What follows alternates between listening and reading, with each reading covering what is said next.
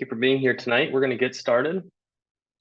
Really appreciate you giving some time tonight on a Tuesday, late in May. Know that this is a busy time for everybody, but we're excited to share some conversation around sustainable food systems, how we can integrate that into science education.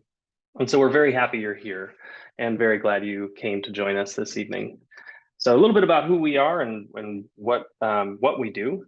My name is Brian. My last name is pronounced Byerly. I am with a company called Relevant Classroom, a division of Vivaic. I serve as the science education practice lead. We've got about 15 years experience or so in classroom teaching between grades 1 through 8, as well as a STEM lab facilitator. Spent a little bit of time as an instructional coach. Really, that was more around technology integration. And then also served at the Wisconsin Department of Public Instruction as a systems improvement coach, so working with marginalized communities across the state of Wisconsin. So I'm really happy to be here and representing the American Farm Bureau Foundation for Agriculture this evening on their behalf. I want to introduce you to our co-facilitators tonight. Joining us is TJ McKenna and Marie Steskel. I'm going to let them introduce themselves and they can take it away. Sure. Hi, my name is TJ McKenna. I'm a faculty member in science education at Boston University, as well as the director of the Center for STEM Professional Learning at Scale. And so my background is wide. Both got the start as an animal behaviorist and then moved into the informal education space, doing everything from teen innovation programs to classrooms, supporting a lot of professional learning, as well as I was doing live television for almost 10 years, and moved into science education at Boston University because Boston is such a big hub and allows us to really do a lot of research on how do we scale what we know about high quality implementation methods, as well as having been involved with the next generation science standards now for about 10 years. And then the last piece, sense making in STEM, working on a book right now about how to really understand and integrate sense making into these very complex topics. And I think you'll all see examples of the complexity that we're talking about here. And there are some very key ways that we found in the research about how do you build in these complex topics in ways that are really meaningful for all of our students. That's awesome. Thanks, TJ. And then introducing Marie. Marie's a colleague of mine. I'll let her say a few words. Yeah, thanks, Brian. Yes, so I work with Brian at Relevant Classroom. So I'm a learning designer. So I often design curriculum, e-learning, learning programs. I have worked on a unit with an NGSS design badge, and I'm based in Nebraska, and you can consider me tech support for this webinar. Thanks, Marie.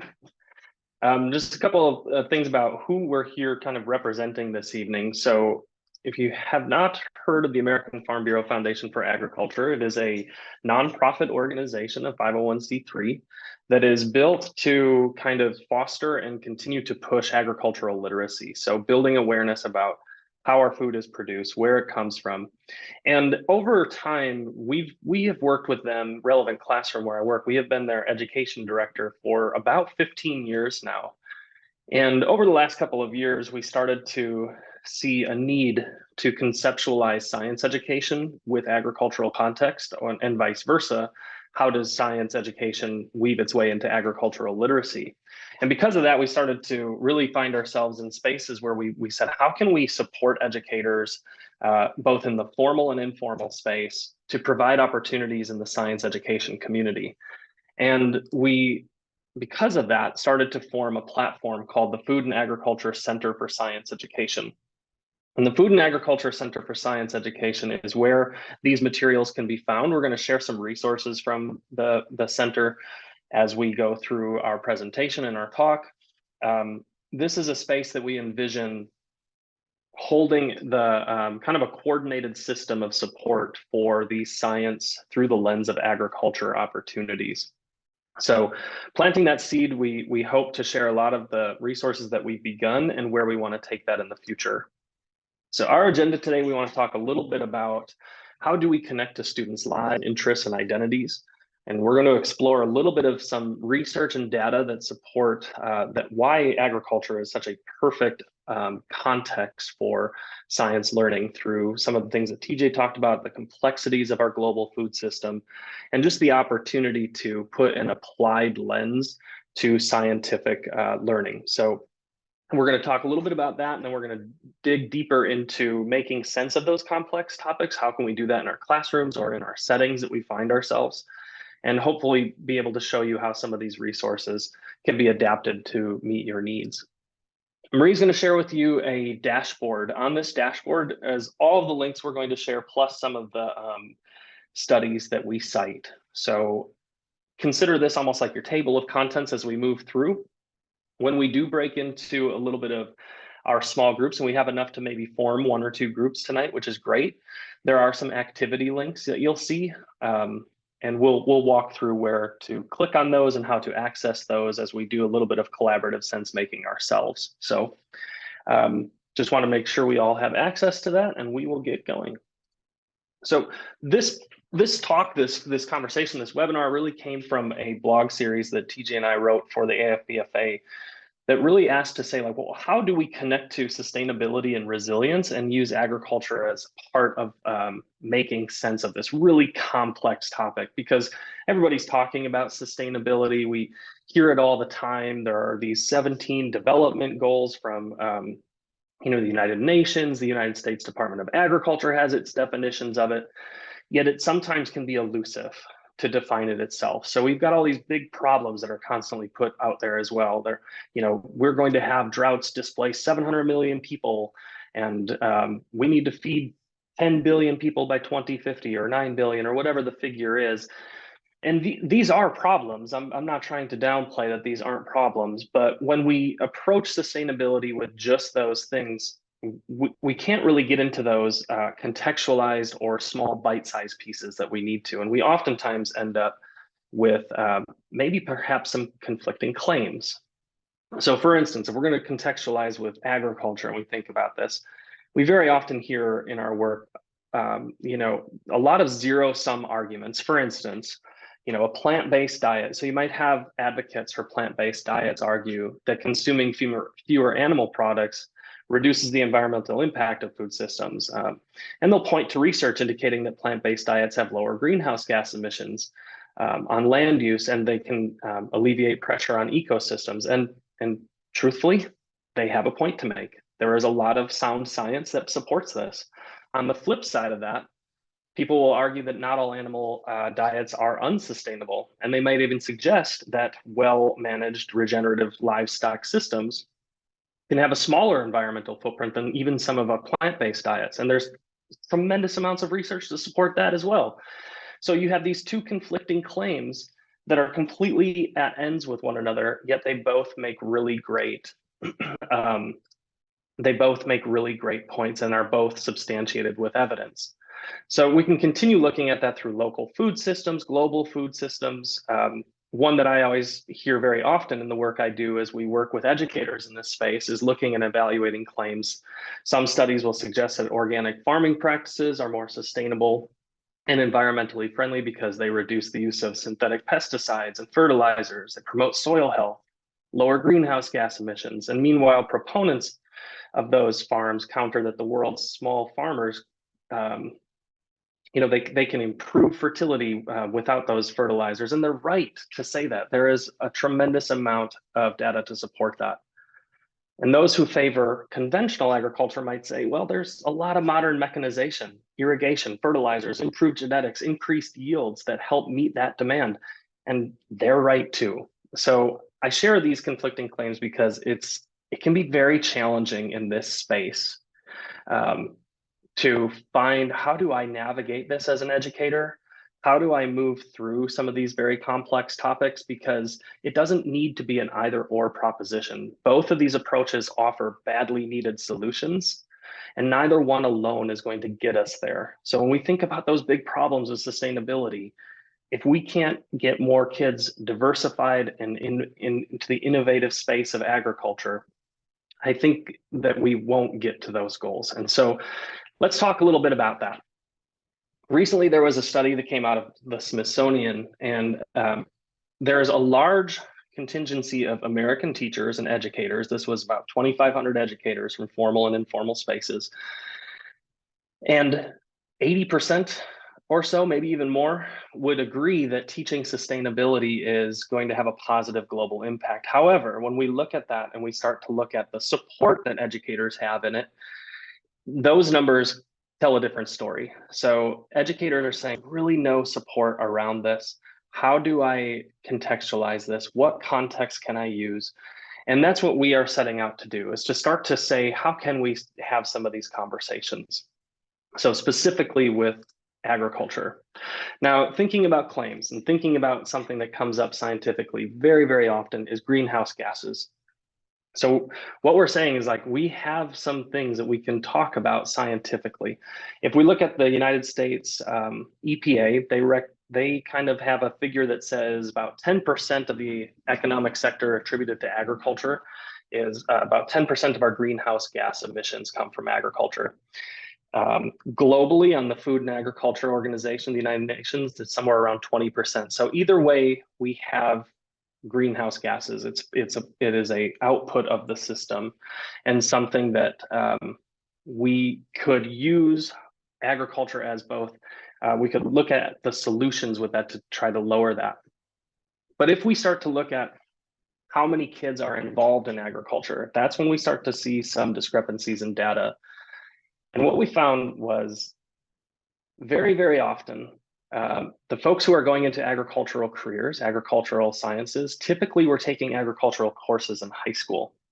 And when we compare the data of where those kiddos are going, we see that 4% of high school kids take an agriculture course. So that's public, private, or charter. And so we have about 4% of that population going into those fields, by and large. And we asked the question, well, what if we shifted that and started to say, well, what does agriculture look like in the science curriculum? How does that look in biology or chemistry? And you see the course completion of those is much, much higher. You have about a 99% completion, according to the DOE, on those particular subject matters. So our hope is that by contextualizing science education with agricultural context, we not only set up to start making sense of sustainability, but we start to diversify the pool from which we can seek innovations. So this is probably nothing really new, but here's an interesting study that we found as we were digging through this. Well, we asked the question, well, I think science educators are definitely aware of the fact that agricultural science is important. No one's saying that. But what we were wondering is how often do those science teachers contextualize their lessons using agriculture? An interesting study from the National 4-H Council came out a couple years ago in 2021. And it showed there's a huge discrepancy. In fact, about 80% of science teachers will agree that agricultural sciences are important, but only about 22% say that they ever use any of those contexts in their lesson plans. And there's a lot of reasons for this. So this 22%, there's a ton of reasons why that might happen. Some of them that were cited in the study were that many of the educators felt that they weren't qualified to teach agri-science. And I find that, that's an interesting thing to think about, because I think part of that is from, if I think about my own upbringing and my own formal education, agriculture was always something that was done somewhere else. It was something that the kids with the blue coats did. It was people who grew up on farms. I was highly interested in natural resources, food systems, agriculture, but it always felt like something I couldn't really do. And then likewise, I didn't have that opportunity in my science classes to engage in it. So I think it's an interesting thought to think about, how do we find those ways to make connections to science education? Because as I'm going to show you in a couple more slides, there's quite a bit of opportunity and interest in this space. One such area of opportunity is really just to think about in STEM itself, nearly a little over 30%, I think, yep, or 31% of the positions that are available. This is from job statistics from the United States Department of Agriculture. 31% of those positions within the food, agriculture, and natural resources space and career pathways come from the science and engineering category. So there is this tremendous connection to STEM and opportunities for kids to be engaged in career pathways that lead them towards some of these big problems and problem solving. Interestingly, though, so going back to that study from the National 4-H Council, we know that parents they interviewed parents or surveyed parents in this as well.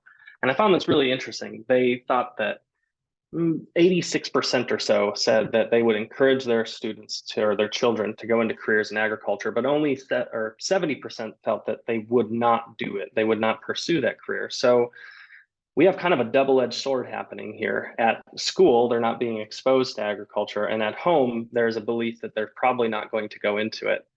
Now, I've formed my own kind of opinion. I think oftentimes we focus on the hows, the cows, and the plows when we talk about agriculture. And what we're trying to get at here is like, how do we connect to disciplinary core ideas, science and engineering practices with storylines that originate and have origins in agriculture?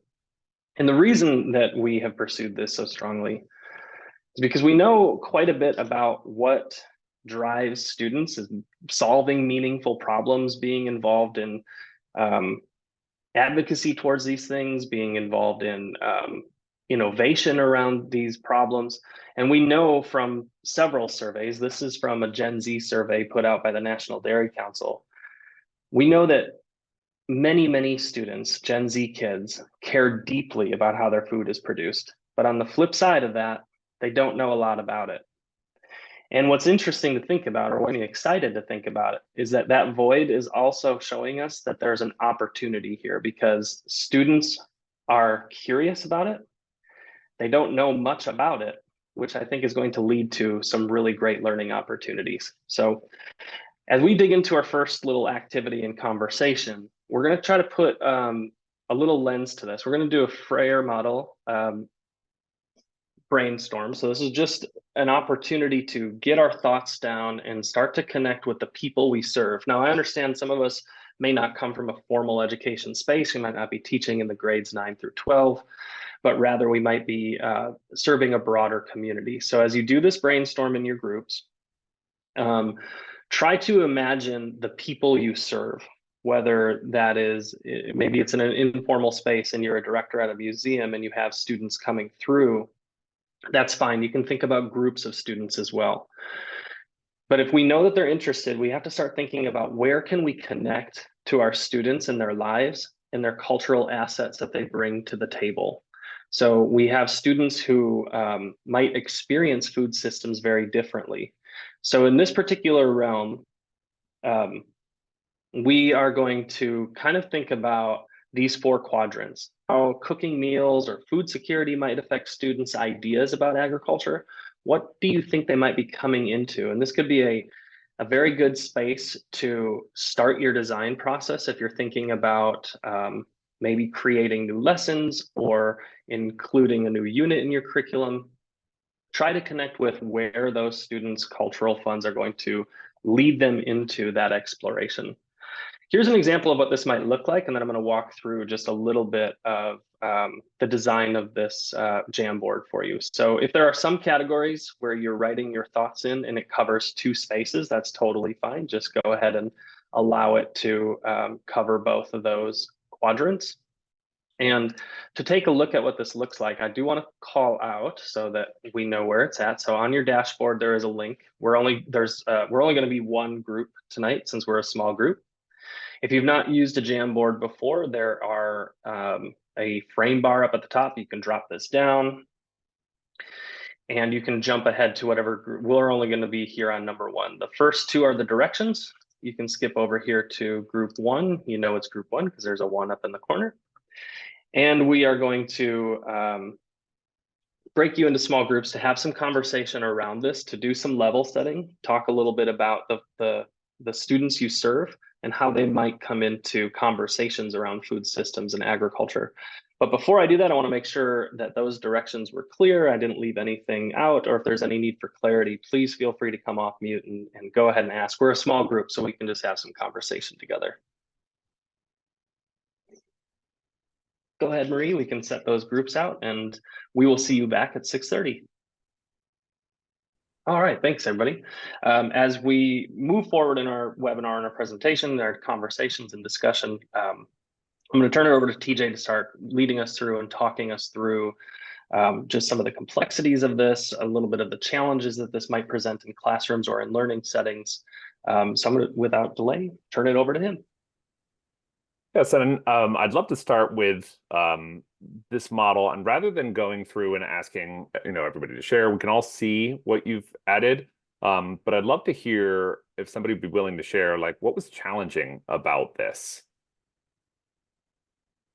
What kind of conversations did you have to have in order to figure out what you're going to put in each of these quadrants?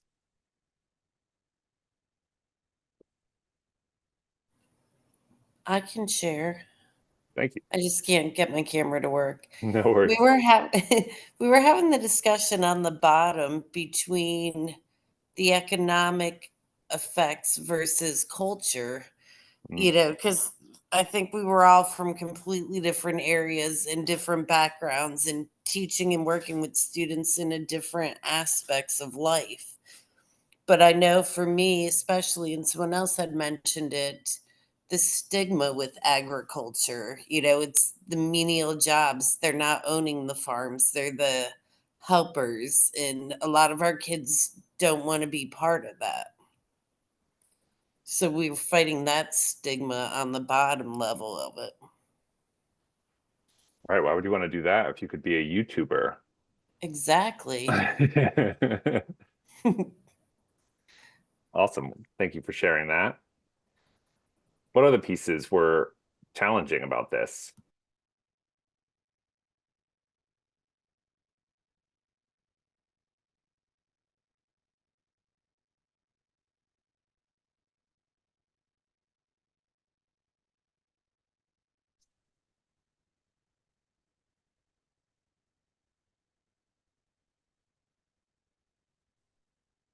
I think it was a little bit hard for me to imagine what students with various backgrounds how they might answer these questions. I can think about how I might answer them and how my kids and students that are like us might answer these questions, but then just trying to put myself in a diverse student background perspectives is challenging.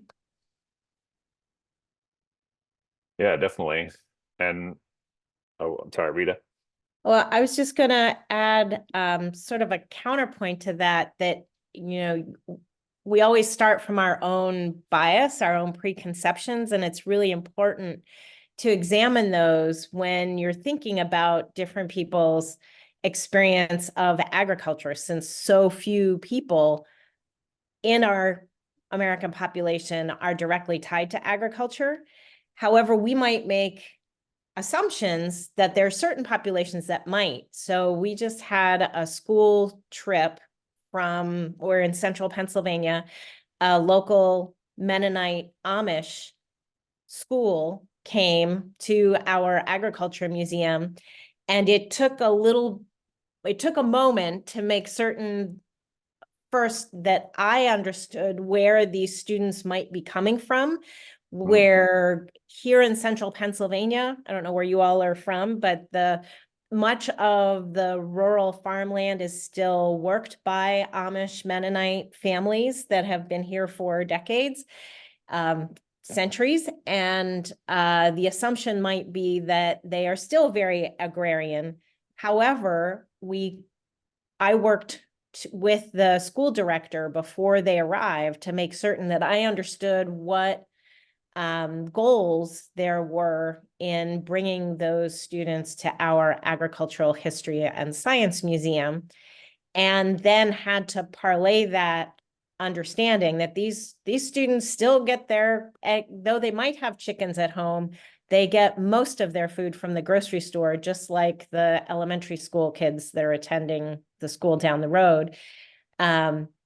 And so I had to make certain that the docents that are predominantly volunteers, that we sort of course corrected those biases as well. So it was just sort of a double, like, oh, you would expect it, but then it's not there. So check your biases. Yeah, I love that example. And I especially thinking about the amount of time and care that goes into being able to learn more about students. I love Dr. Brian Brown from Stanford always talks about, he's a science ed faculty member. He always talks about, we're not trying to teach science, we're trying to teach people. And we're trying to help those people learn science. And so it's really about building the relationships and understanding where people are coming from and their culture and their backgrounds, their experiences, which is really key when we dig into the complexity here, because our ultimate aim is really for learning that looks like this, right? Like we want students to be observing, we want students to be asking questions, we want students to be diving into elements. We want, literacy. I just, in both my elementary and secondary methods courses, really focused on science notebooking as a way to provide ownership.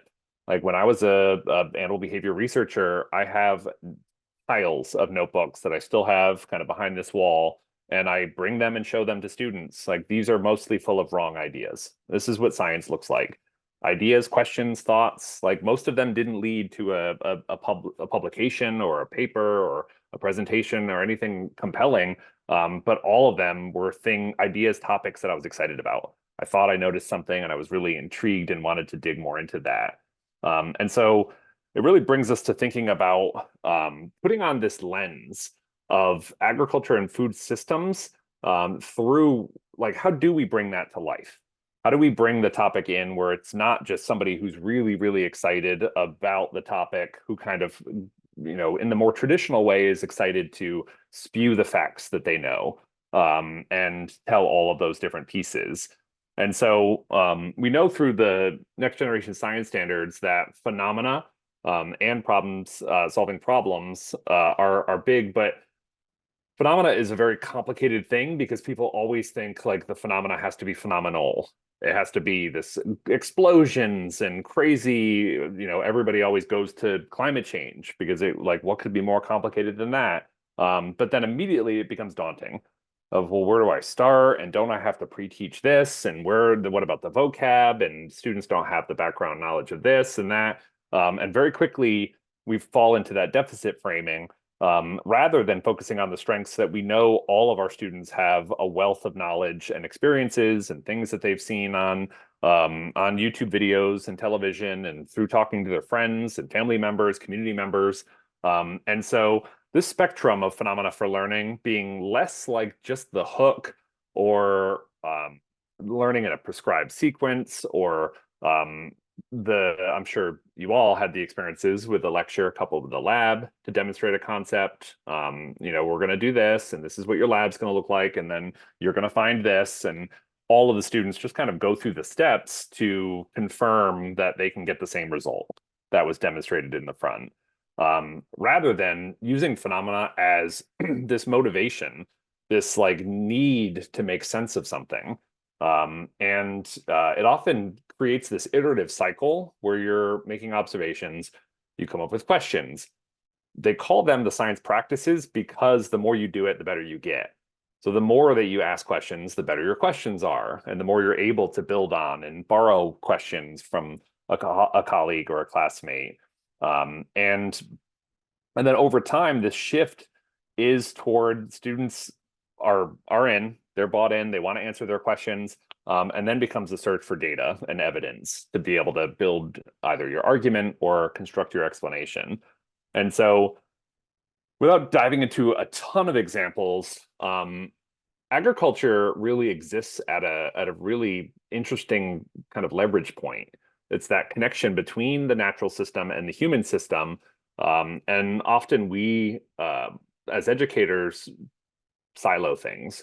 We know it with STEM and, there are biology courses and there are chemistry courses, there are physics courses and there are earth science courses.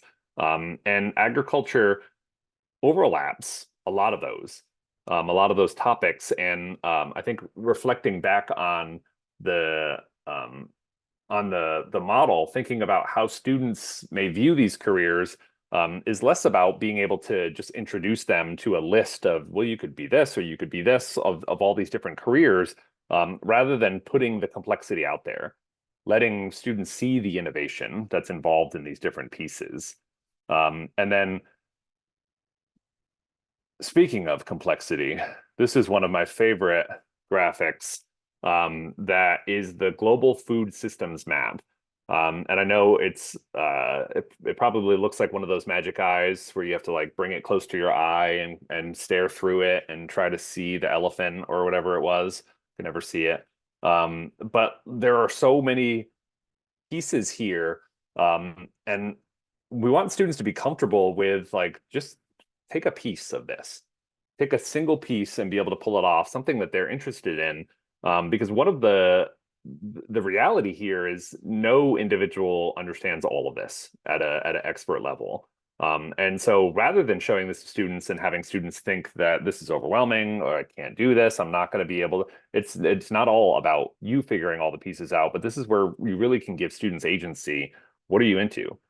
Are you into thinking about energy? Are you thinking about technology related to food systems? And we had a small grant on campus at BU where students just wanted to go around and ask other students what they were curious about. Not give any answers, just, hey, what are you curious about? And one of the things that came up often was food. Like, where does it come from? How does it get to the grocery store? How many people are involved with this entire process? And so much like climate change, or the kind of study of climate science, this global food system map provides this incredible opportunity to start to peel off individual pieces and dig into that. And so one of the hardest things around this is thinking about sense making. And so how do you make sense of big pieces like this? And I know you won't be able to read all of the pieces on this map, but we got pretty meta. And this past semester, we were doing some sense making about sense making and thinking about like, well, what is the process? How does a human try to make sense of something that's complex? And it is this process that starts really internally. You see something, you have an observation, and it moves you into thinking about questions and what you understand. I always try to make the analogy of like you have a bucket and you're reaching in your bucket to see, well, what do I know? What experiences have I had that are similar to this? Because that is the capital that you're bringing as an individual into collective sense-making situations. And often these are complex and ambiguous situations. Sense-making is that way of how do we make sense of things that are confusing or unclear. And I really like thinking of it in a way that you can't do it by yourself. You can start to make sense of different things, but it's always more powerful together. And so right in the middle of this, there's a box that says reminds you of. And that was a key piece when we were doing some of the initial next generation science standards curriculum work. We were using the same phenomena across different schools, both rural and urban.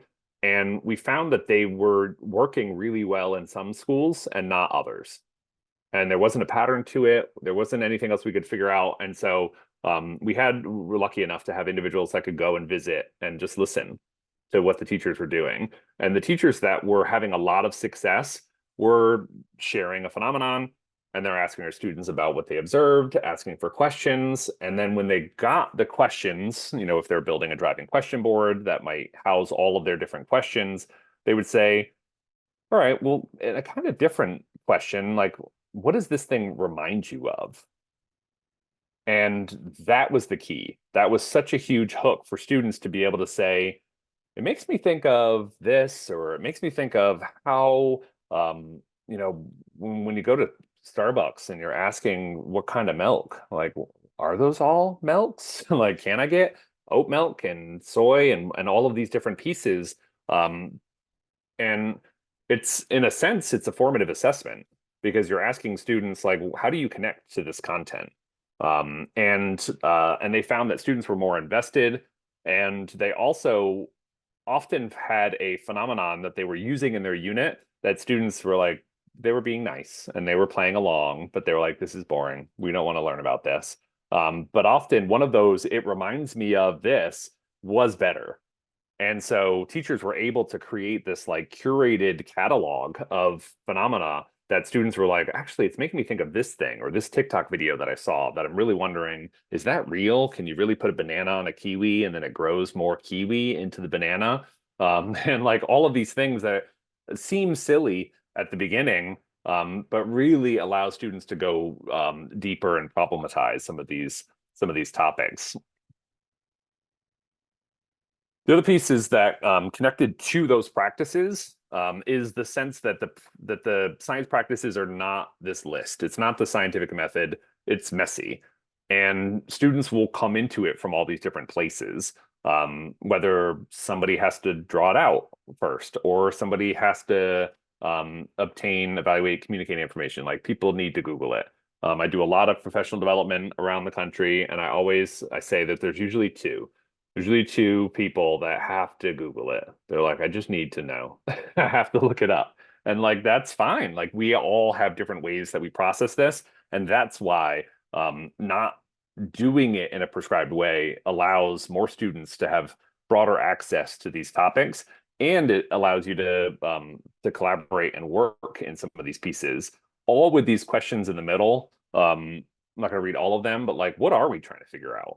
So like as the facilitator, as the educator, how do we figure this out? What practice should we use to help us collect evidence and build better explanations? How do we keep track of our ideas? Do we use the science notebook? Do we need to do posters and create our mechanistic models together? And all while getting better at these practices over time. And then thinking about the role of sense making, both from the individual to the more collective, is you start with individual observations. So whether it's students, whether it's individuals on their own, that move into these classroom communities where the practices and these cross-cutting concepts are given as these tools to help you make sense of these different pieces. And then the ultimate goal, right, is for students to be able to share this knowledge in broader contexts. And so as they go into their communities, as they move into college and careers, talking with family, they now have this knowledge that they're sharing, and it's iterative. So it comes back in this context where as they're revisiting their initial ideas, it's not that, my idea was wrong. It's that I hadn't encountered that evidence yet, or I didn't know of that situation yet. And so thinking about another example, Brian, do you want to speak to how this example with these competing claims really brings all of those pieces together? Yeah, absolutely. Thanks, TJ. This is great. So I'm going to share a couple of things first of all. So bringing this kind of full circle, and then we'll move into some of the resources that we have available that I encourage you all to take a look at. This is an anchoring phenomenon from our recently, just a little bit of a shout out, recently design badged, NGSS design badged unit called Media Mayhem. And in this, we share with students, first, we start with a video that shows, honestly, it shows a group of protesters who are protesting at the Louvre, and they're pouring milk all over artwork, or they're pouring it out in the grocery store. And we connect with that because it's a human thing. It's a motive. We see this happening and the students are curious about it. We've tested that with relevancy surveys. We put that in front of students and it was high interest.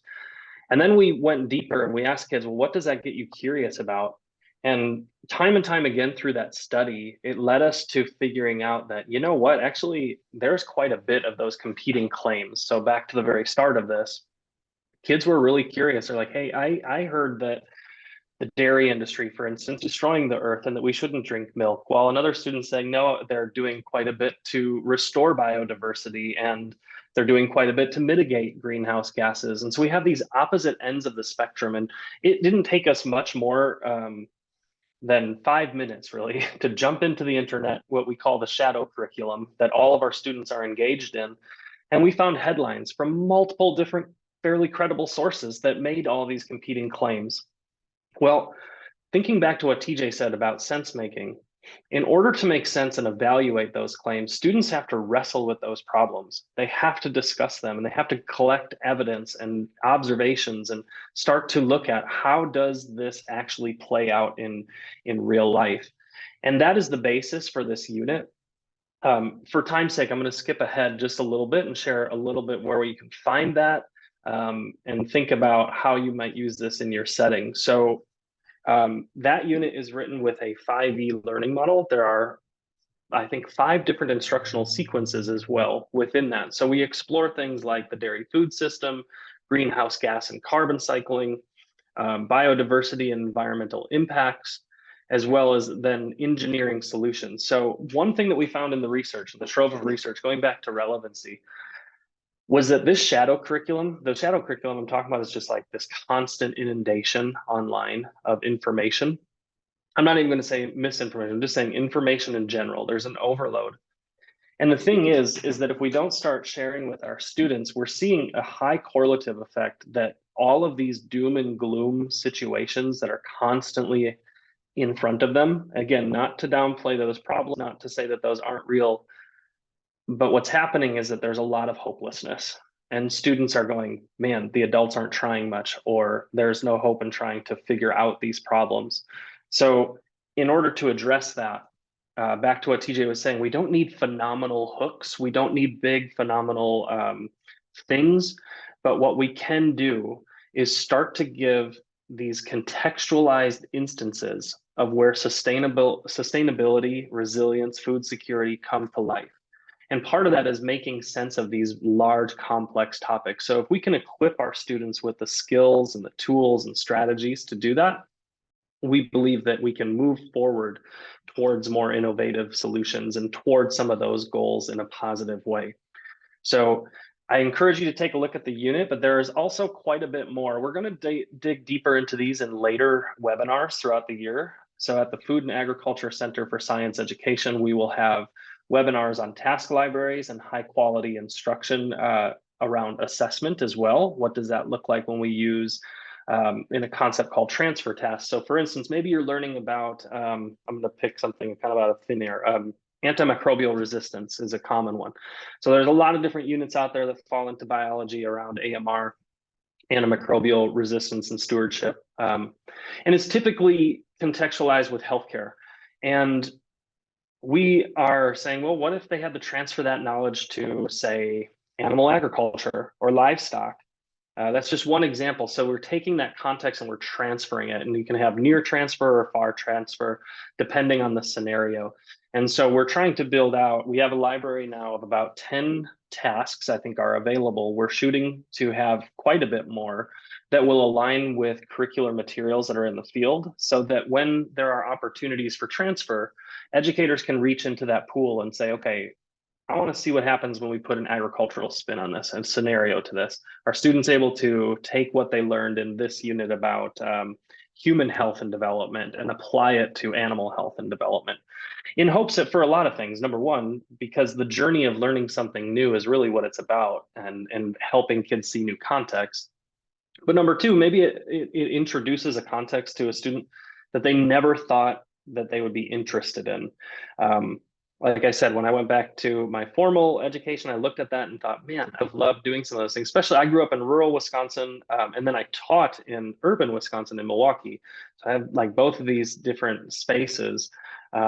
And it wasn't until I was about in my 40s that I really learned about agronomy. And I thought, boy, that would have been a great context for young me as a student. I would have loved digging into plants and soil and figuring out just how do we make more resilient agricultural production. So we hope that we can introduce some of those concepts in the science curriculum. as well as support our friends and allies in the agricultural CTE space.